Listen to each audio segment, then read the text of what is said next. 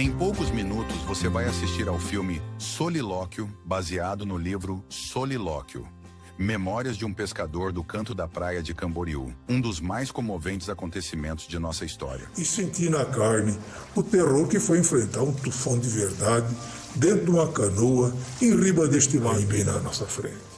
Se você gosta mesmo da cidade de Balneário Camboriú, não deixe de ler uma das populares obras do autor, Isaac Borba, contando milongas de quando era rapaz pequeno, no canto da praia de Camboriú. São dezenas das mais espirituosas histórias acontecidas aqui na terrinha. Todas verdadeiras, porque o autor aumenta, mas não inventa. Já está em produção o roteiro para o filme A Fazenda do Amante, a mais comovente história acontecida em solo catarinense. Eu me chamo Maria Guffrich Seifert e minha história é marcada por dor, coragem e uma fuga que muitos julgariam impossível. No início do século XX, em uma época marcada por tradições inflexíveis, Maria Guffrich Seifert, uma mulher deslumbrante, desafiou audaciosamente um casamento marcado pela violência doméstica. Com a ajuda do capataz José 21, ela empreendeu uma fuga espetacular da imponente Fazenda Diamante, na cidade de Rodeio, e juntos embarcaram em uma jornada épica, desafiando preconceitos, perigos e enfrentando uma caçada implacável que perdurou por 25 anos. Eu sou Maria Guffrich Seifert e esta é a minha verdade. A Fazenda do Amante é uma narrativa poderosa que irá prender você da primeira à última página. Uma história que desafia convenções e exala coragem e resiliência numa jornada desesperada em busca da liberdade. Adquira e leia o livro A Fazenda do Amante e torne-se um colaborador para a realização e produção dessa história que com certeza vai comover você. Fique agora em boa companhia assistindo ao filme Solilóquio, A Pescaria da Morte, uma produção de Borba Correia Representações. Realização Arte em Focus, Santa Catarina. Solilóquio é o ato de falar consigo mesmo, ou seja, de ter um diálogo consigo mesmo. Na dramaturgia e no romance, é um recurso que consiste em um monólogo na primeira pessoa, que apresenta as reflexões de um personagem.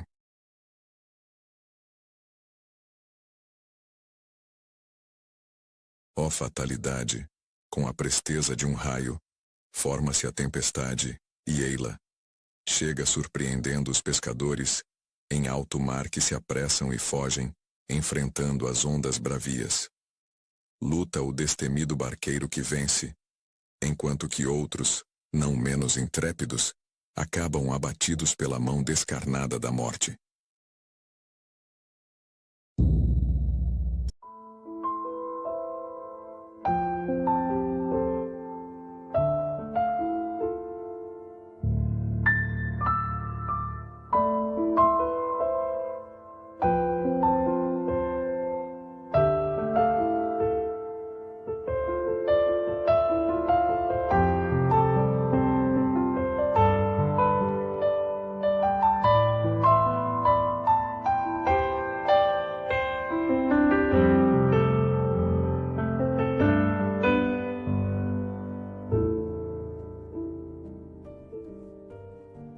Em 1974, eu entrei num concurso para uma pesquisa escolar cujo título era Balneário Camboriú, 1964-1974, 10 anos de construção. Para compor essa pesquisa, eu recorri ao meu pai, porque o meu pai tinha um baú, e dentro desse baú tinha um canudo de bambu com muitos documentos dentro, inclusive carta de Seis Marias, escrituras, recorte de jornais, certidões e até uma fotografia. Eu lembro que eu perguntei para o meu pai, o senhor não tem documentos tal, para que eu possa ilustrar a minha pesquisa? Então meu pai foi até o baú, Ó. Pega, olha, vê se te serve, depois guarda no baú que é teu avô, hein? Tá bom, obrigado.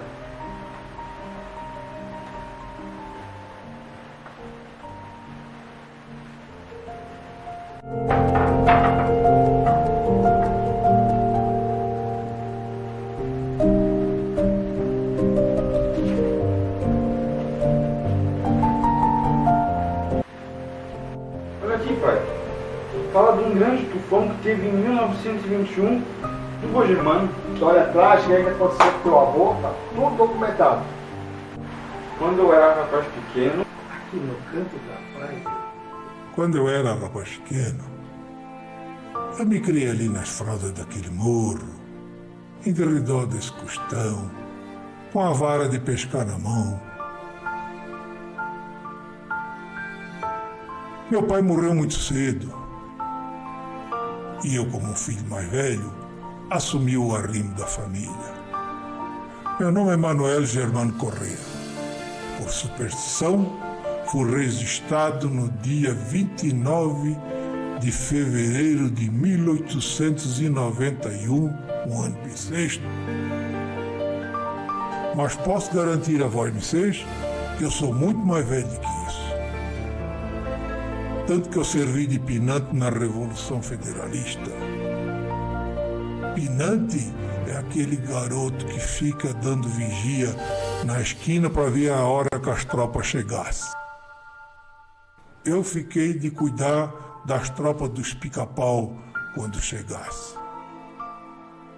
Os homens da nossa comunidade se esconderam tudo na Praia do Buraco para não servir na Revolução. Então eu ficava na esquina do caminho observando e dava o sinal para quando ele chegasse.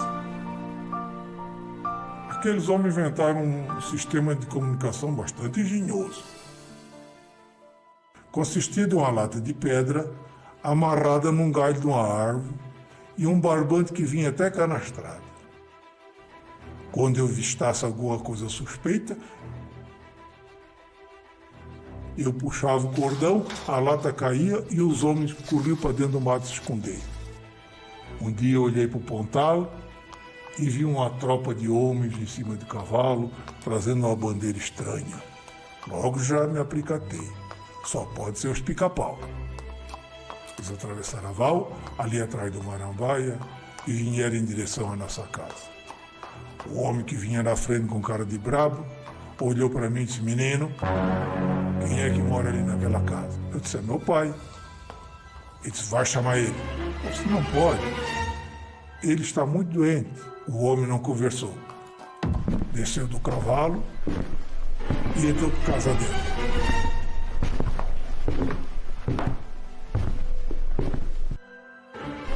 Fui conferir se era verdade que o meu pai estava doente ou estava fazendo corpo mole para não se alistar na guerra.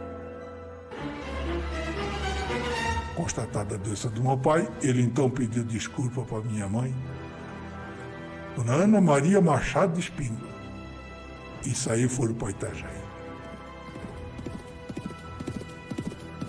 Mais tarde fomos saber que eles fizeram até degolamento por lá.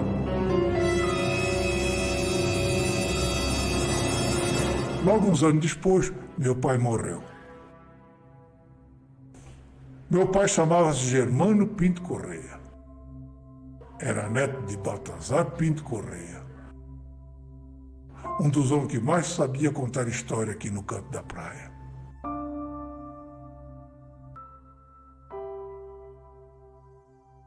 Quando eu era rapaz pequeno, meu avô contava muitas histórias de pescadores, de escravos.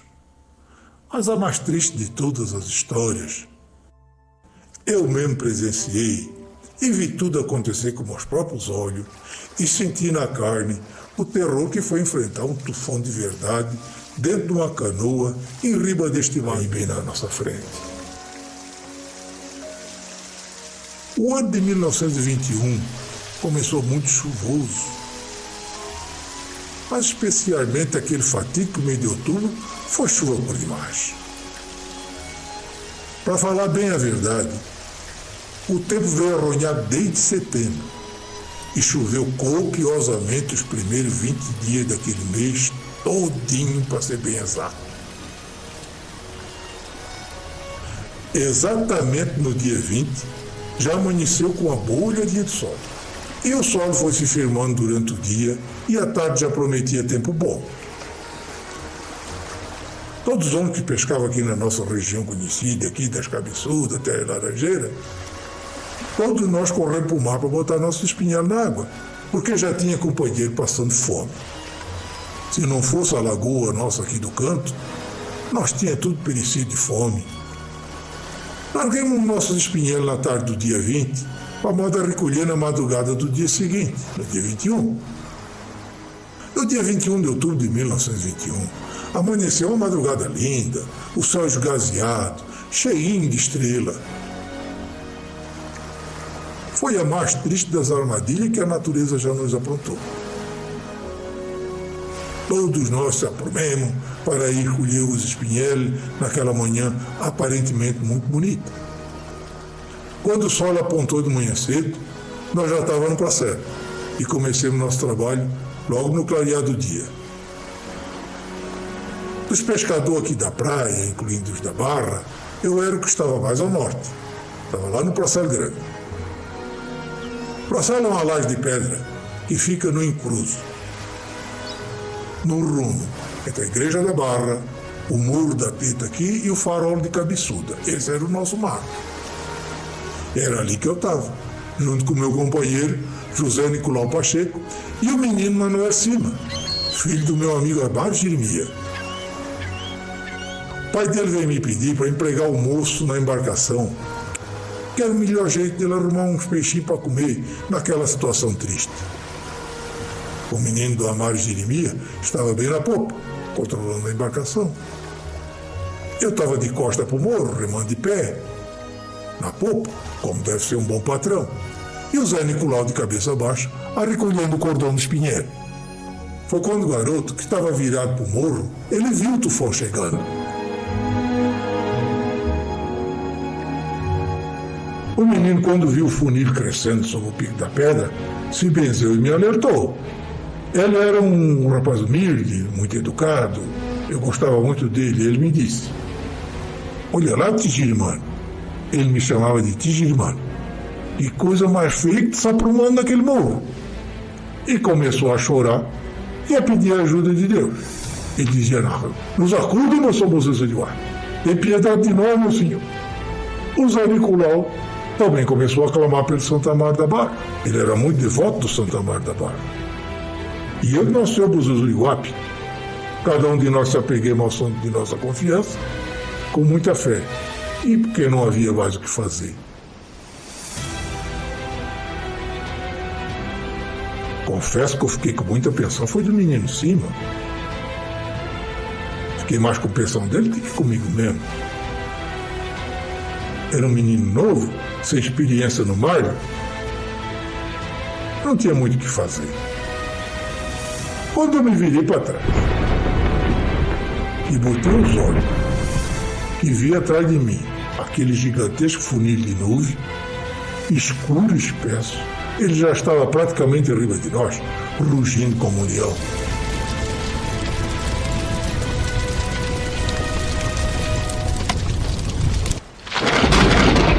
Dava para ouvir o chiaço, porque um assobio, um ronco choco e estrondoso, que acelerava à medida que ele ia se aproximando de nós, estraçalhando tudo por onde ele vinha passando. Podia-se ver galhos de árvores inteiras voando pelos ares. Deu para ver quando o fenômeno bateu na areia da praia e levantou uma nuvem de pó. Quando o bicho encostou na água, o ruído do bicho sorvendo as águas, o mesmo ronco com um animal sorvendo água para beber no ribeirão. Nesse instante, uma chuva pesada, fria e intensa começou a nos molhar. Foi tudo muito ligeiro. Foi a conta de eu gritar: larga esse espinheiro, mano. Nós morremos, rapaz.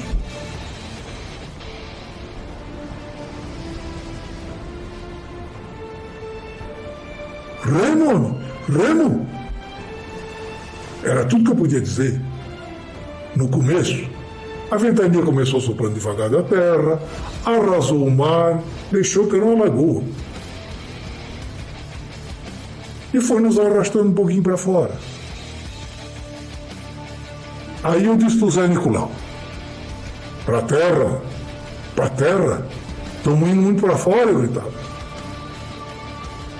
E onde nós estávamos, no rumo da Praia do Buraco, dava para ver o olho do furacão passando bem no centro da nossa praia, entre o canto e a ilha.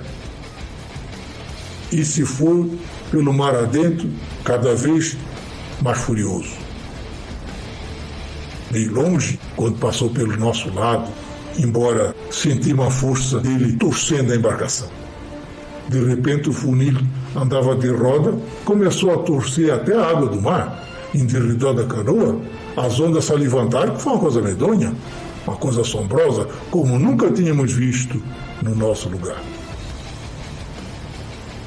A escuridão tomou conta do mundo, não se enxergava um palmo na frente dos olhos. Não adiantava remar para lugar nenhum, eu só berrava, mas o rugido do tufão abafava o meu grito. Muito mal Nicolau me ouvia, pedindo para manter a canoa proada a leste, pegando a onda de frente para a canoa não emborcar. A embarcação subia uma coisa por demais nas ondas e batia de proa tão forte que eu pensei que ela não ia resistir e ia rachar no meio.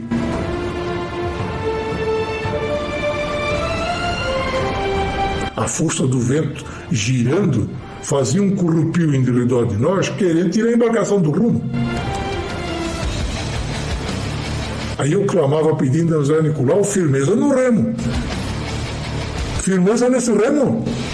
Firme no remo. Firmemos o remo, que tinha que manter a embarcação aprumada, evitando que ela começasse a girar pela força do vento como um peão. Pois o vento rebojava em redor da canoa e ia fazer bater de lado nas ondas. Se a onda pegasse a canoa de lado, era um tombo certo. Ela ia emborcar. Eu e o Zé Nicolau seguramos com força, que a gente não sabe de onde veio. Conseguimos aprumar a canoa. O menino cima, acho que nada pôde fazer. A escuridão foi tão forte que nós não conseguíamos ver um outro dentro da canoa. Por ironia, as faíscas do relâmpago alumiavam um pouco mais, porque tudo virou numa treva, como a noite mais escura que eu já tinha visto. Por sorte, o remoinho do tufão foi rápido, porque se ele dura mais um minuto, ele ia tombar a nossa canoa. Mas ela resistiu à fúria do tufão. Mas atrás do funil, a ventania continuou forte. Enfraquecidos pelo esforço, nos deixamos se levar pela ventania mar afora, só tentando manter ela aproada. Sempre aproada a leste. Seguimos a favor do vento, pois nada adiantava fazer contra ele. O vento foi nos levando, cada vez mais para fora. A única coisa que eu fazia era gritar com ele: Remo! Remo! Finalmente eu pude ver a claridade do farol de Capsul. Aí eu já podia me orientar. O vento acalmou um pouco, mas a chuva forte cobria o espaço como uma névoa branca, espessa, que não deixava nem a gente abrir os olhos. Quando eu vi a luz, eu gritei: é o farol, rapaz! É o farol! Mão no remo, rapaz! Remo, rapaz! Vamos para a terra, não! E rumemos em direção do farol. E aos poucos, a chuva também foi diminuindo um pouco. Mas depois de algum tempo, na claridade do relâmpago, Nicolau pôde ver o menino cima caído no fundo da canoa. O vento tinha se acalmado e eu pude gritar com ele: Cima, estás bem, meu filho? Mas não queira se preocupar comigo, não, senhor. Eu estou bem. Foi só um susto. Com a graça do Nosso Senhor e do nosso Santa Mar da Barra, havemos de ficar bem. Acho que o pior já passou. Mais perto da claridade do farol, deu para ver o estrago que o vento fez na cabeça do rapaz. Quando a canoa subiu na onda, que bateu na água, o garoto, sem experiência, desceu com tudo espatifou-se no fundo da canoa. Ele ficou desmaiado. Por pouco não foi atirado para fora da canoa. Quando batemos na Praia das Cabeçudas, que eu levantei meus olhos para a praia, houve um bando de cachorro assustado que parece que vieram nos acudir.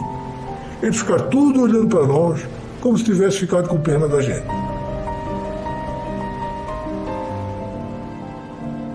Saltei na praia e fiz 2 promessas. A primeira é ir todo ano a Iguape visitar meu São Bom Jesus de Iguape. Até quando vida e saúde eu tivesse. Graças a Deus, enquanto tive vida e força, pude cumprir a promessa.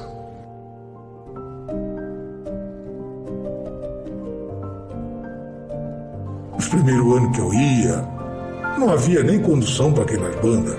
Quem quisesse tinha que ir a pé mesmo, pelas praias, até o litoral de Iguape. A segunda promessa que fiz foi fazer uma janta para aquela cachorrada toda.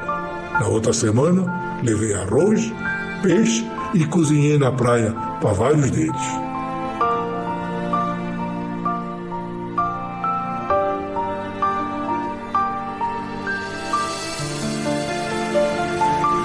Alguma pessoa das cabeçudas ali vieram nos acudir. Eles não tinham muita ideia do que aconteceu, pois o pior, o mais forte, ficou lá para a Banda da Barra. Lá sim o estrago foi grande. O sino da igreja de Santa Amaro, a tempestade carregou e veio parar quase na beira do rio. A igreja ficou quase toda destelhada. Na Praia das Cabeçudas, ardia uma canoa, na beira da praia mesmo. Não tivemos mais força de trazê-la para a terra. Foram os homens dali que fizeram esse serviço. Nós seguimos na praia, se joguemos na areia e ficamos descansando por quase 1 hora. O povo nos acudiu, com água, café quente, trouxeram até cobertor para o menino Cima que tremilicava de frio. O seu Jeremias Cardeira, ele nos arranjou uma carroça, botou nós dentro e trouxe até na Praia Brava, na casa do meu avô, Joaquim José Machado de Espírito. Minha avó passou um café quentinho, botou um emplasto na cabeça do menino Cima e vinhamos embora de a pé. Cá chegando é que vinhamos saber de tanta tristeza que aconteceu. Quando varemos no caminho do buraco, que cheguei no meu rancho na prainha, soubemos de alguma coisa já.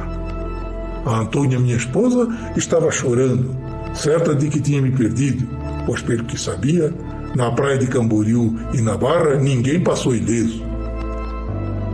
Neste tempo eu tinha um casal de filho. A menina agarradinha na barra da saia e ela com o menino no colo, chorava pensando que eu tinha morrido. Na prainha também soube da proeza da minha primogênita. A Eugênia era filha da prima Coludina. Me contou que pegou as cordas que eu tinha no rancho, amarrou-se nela e entrou na água para salvar o Nicolau Machixe. E quando eu cheguei, ainda estava na areia sob os cuidados do povo do canto. Estava ali esperando a carroça da família para vir buscar, que ele não conseguia mais andar. Mas o pior, o Machixe ainda estava por vir, depois eu conto.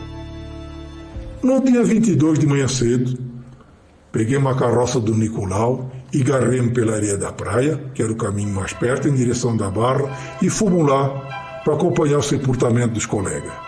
Chegamos lá no Pontal, desencilhamos cavalo, botemos a pastar por ali na beira do rio, porque a nossa visita seria embrumada. Na beira do rio, subíamos para o Antonhadão. E ele veio pegar a nós com a barça. Atravessamos o rio com pressa e fomos visitar o meu tio João Borges Correia Feijó, pai do Renato, uma das vítimas do tufão. João Borges, um velho pescador da Barra, dono de grandes embarcações, um velho lobo do mar. Era o pescador mais experiente que tínhamos por essas bandas. João Borges uma vez teve uma experiência triste assim também. quando emborcou um dos seus barcos na barra do rio Itajaí e quase veio a óbito. Mas o velho marinheiro estava inconsolável, pois seu filho Reinaldo Borges estava desaparecido.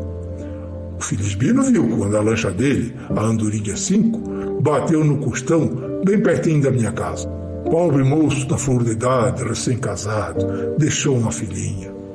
O pai dele chorava e soluçava, de dar dó até num homem de coração mais duro que houvesse. Foi nesse momento que eu soube que até aquela hora ele não tinha achado ainda o seu filho, perdido nessas águas.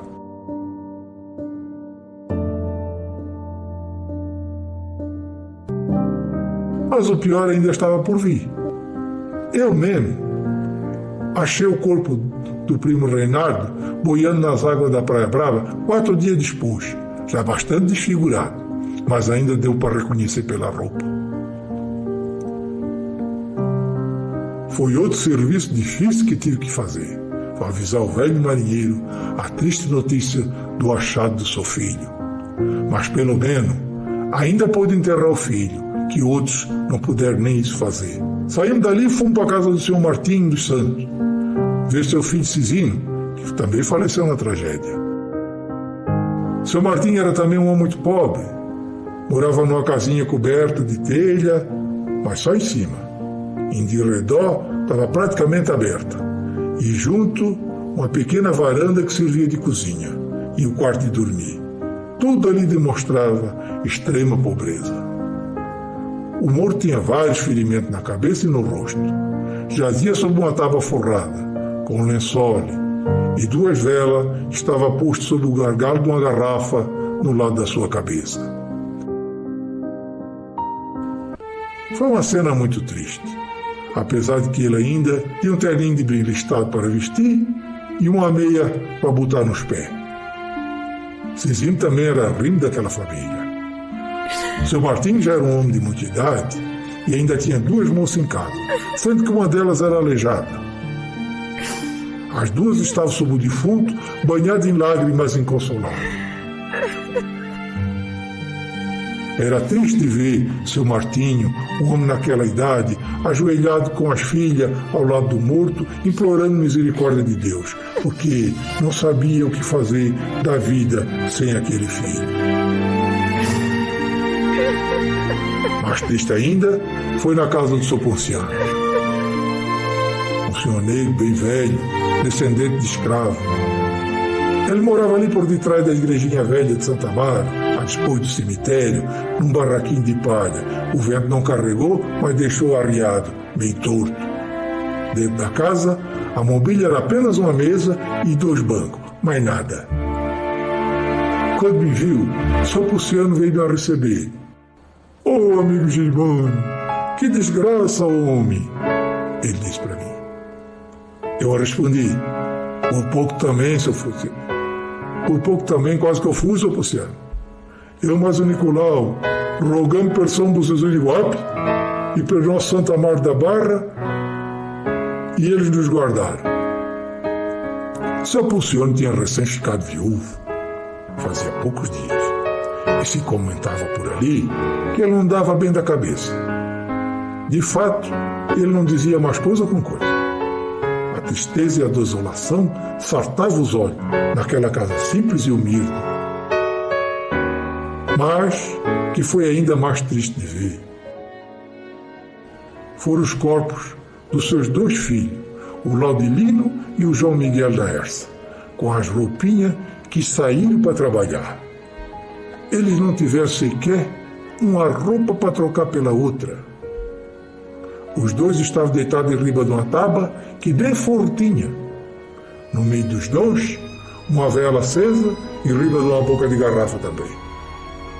Foi então que eu soube que eles não tinham ido mais na missa, porque não tinham nem roupa para vestir. A viúva de João Miguel estava caída no chão, sem força para se levantar. Mesmo assim, tentava amamentar um filho no colo. A pobreza e a falta de recursos era um lembrete cruel da dura realidade enfrentada por muitos na comunidade da Barra. principalmente por causa da mudança da sede da Barra para o Garcia, o decaimento do nosso porto aqui no Barranco, isso criou muito desemprego e miséria na nossa Barra. A Barra tinha sido o lugar mais grande do litoral aqui da região e mais florescente, andava agora muito decadente. Eles eram homens trabalhadores, honestos, que partiram para o mar naquela manhã fatídica com a esperança de trazer alimento para suas famílias. Mas o destino tinha outros planos para eles. Naquela herça, naquela taba onde se botam os defuntos, os corpos de Ladilino e de João Miguel jaziam em silêncio. Era um lembrete profundo e doloroso de como a nossa vida é frágil perante os elementos da natureza. Saímos de casa do seu Pociano, carregando os seus 2 filhos, rumo da igreja de Bom Sucesso, para a missa de corpo presente. O João Honorato batia o sino com o martelo, penduraram o sino no galho da figueira, porque o esteio do sino o vento carregou. O Padre Chico já tinha chegado, mas estava coordenando os homens que estavam consertando o telhado da igreja para poder realizar a missa do enterro. O nome dele era Francisco Xavier Gisbert. E durante a missa, ele proferiu um discurso que dizia que a verdadeira religião é aquela que cuida dos órfãos e as viúvas. Padre Chico falou da importância de cuidarmos uns dos outros, especialmente dos mais pobres, como as viúvas e os órfãos que aqueles coitados deixaram. Aquelas palavras do padre comoveu muita gente e se formou uma grande choradeira como nunca vimos dentro daquela igreja. As palavras do Padre Chico trouxeram um pouco de conforto para aquela gente sofredora. As palavras dele lembravam a todos que mesmo nos momentos mais difíceis ainda podemos encontrar esperança e força na fé e no amor ao próximo. Depois da missa, o Antônio Adão atravessou nós no rio e voltemos para casa. No outro dia, eu e a Suzana Nicolau fomos visitar o Manuel Felisbino, que estava de cama, muito ferido e ardendo em febre. Se cumprimentamos, quisemos um saber do outro como escapou daquela tempestade medonha. Felisbino nos contou que estava na embarcação com o Laudilino Ponciano e com o João Miguel.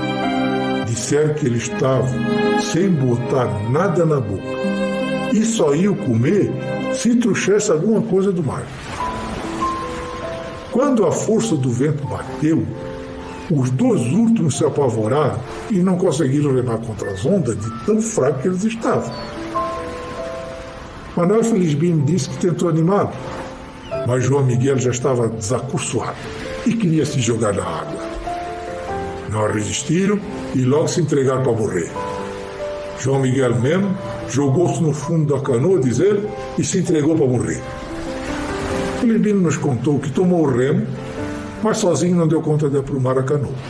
Veio um vagalhão, virou a canoa e todos foram para lá. Foi aí que eu me separei dos meus companheiros, disse ele. Com muito sacrifício, continuou. Boiei e deixei o mar me trazer para ele, mas eu estava muito fraco. Parei num lagamar e a corrente já estava me carregando de volta. Eu não tinha mais força para lutar contra a correnteza, mas apareceu 2 meninos na areia que me puxaram para riba. Assustado com tanto terror, fiquei sentado numa pedra ali no costão mesmo, tentando descansar um pouco, esperar a força chegar para me levantar e ir para casa. Nesse momento de muito pavor, levantei meus olhos e ainda deu tempo para ver a embarcação do Reinaldo vindo em direção ao Rochedo. Ele estava com o Cisino Martim e com o João Carlos. Reuni minhas últimas forças para fazer o sinal para eles, mas acho que o Reinaldo estava desorientado e bateu contra as pedras, emborcou a canoa e os companheiros desapareceram lá. Tremendo de frio e desesperado, tomei o caminho da casa, ajudado por aqueles 2 meninos. Felisbino contou-me sua história com muita tristeza e dor. mas também com muita gratidão por ter sobrevivido à tempestade. E nós ouvimos tudo em silêncio. E comovido pela história do amigo, nos abracemos e agradecemos a Deus pela oportunidade que Ele nos deu. Saímos dali e fomos visitar Nicolau Machixe, que também estava ferido e muito mal.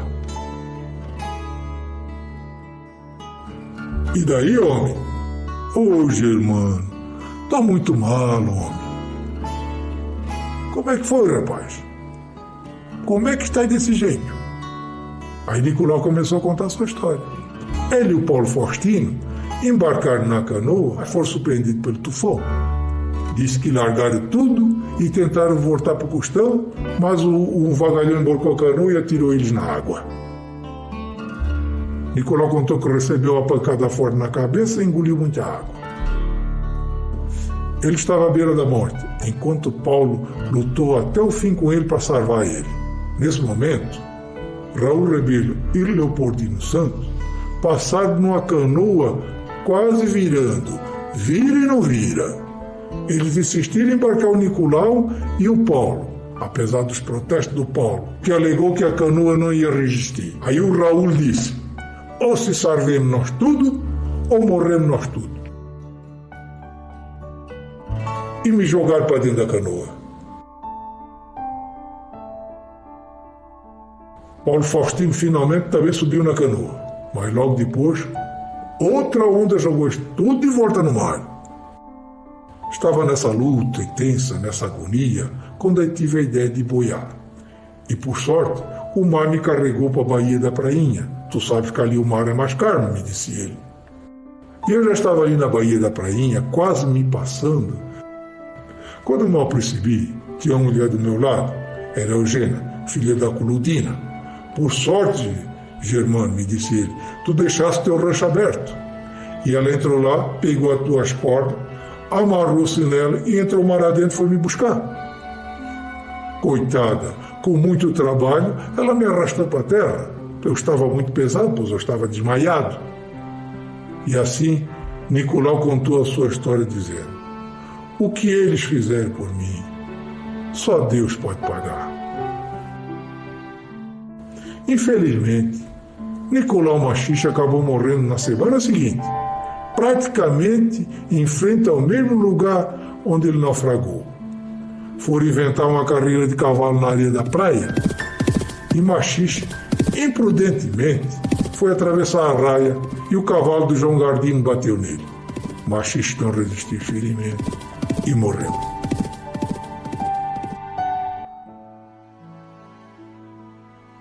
Então eu peguei a pena na mão e fui escrever esse passado para não cair no esquecimento. Praia de Camboriú, 23 de outubro de 1921. Bem, rapaz, aqui nós estamos no cenário da grande tragédia de dia 21 de outubro de 1921. A maioria eram pescadores da Barra e ele estava exatamente nesse local aqui. Agora o personagem principal da nossa história, o Mané Germano, o Zé Nicolau e o Banessima, eram meninos de 16 anos, eles estavam no Parcel Grande.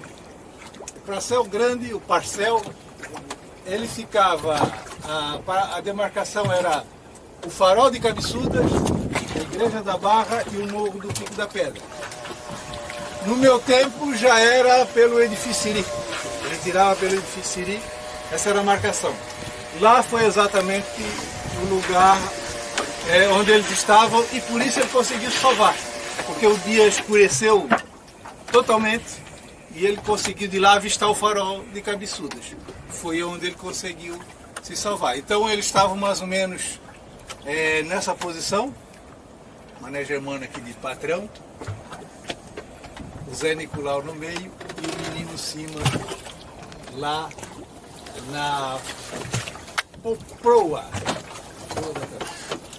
Então, esse foi o cenário principal da nossa tragédia que nós estamos relatando. Se você gosta mesmo da cidade de Balneário Camboriú, não deixe de ler uma das populares obras do autor, Isaac Borba, contando milongas de quando era rapaz pequeno, no canto da praia de Camboriú. São dezenas das mais espirituosas histórias acontecidas aqui na terrinha. Todas verdadeiras, porque o autor aumenta, mas não inventa. Já está em produção o roteiro para o filme A Fazenda do Amante, a mais comovente história acontecida em solo catarinense. Eu me chamo Maria Guffrich Seifert e minha história é marcada por dor, coragem e uma fuga que muitos julgariam impossível.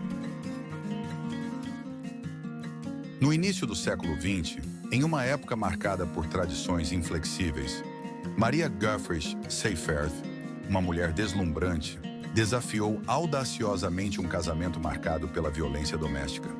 Com a ajuda do capataz José 21, ela empreendeu uma fuga espetacular da imponente Fazenda Diamante, na cidade de Rodeio, e juntos embarcaram em uma jornada épica, desafiando preconceitos, perigos e enfrentando uma caçada implacável que perdurou por 25 anos. Eu sou Maria Guffrich Seifert e esta é a minha verdade.